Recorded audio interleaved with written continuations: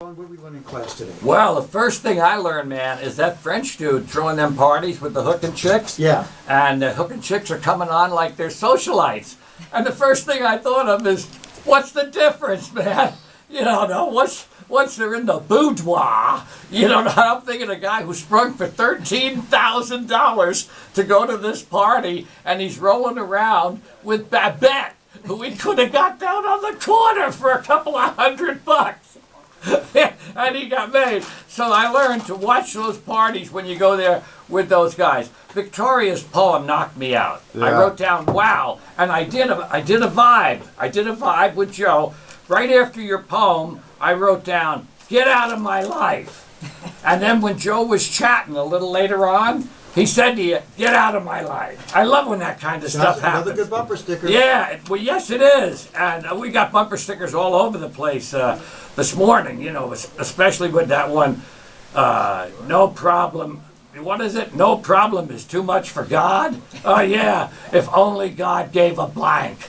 I can see that one popping up here and there, like when the hippies used to tape over the live free or die thing on the New Hampshire license plate back in the 70s. They would take off the or die thing and just put live free. And the troopers would write them a ticket for defacing the license plate. That's chicken, man.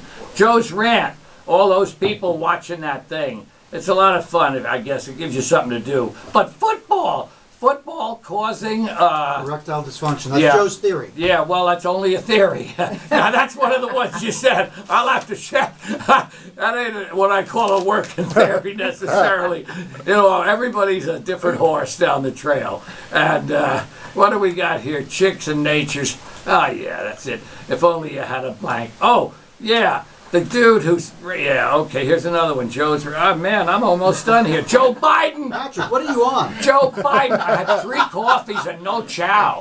I never would have known. Yeah, but I'll tell you, Joe Biden was just what they needed. And on that debate number 1, man, I've seen a lot of fights in my lifetime, not all in the ring.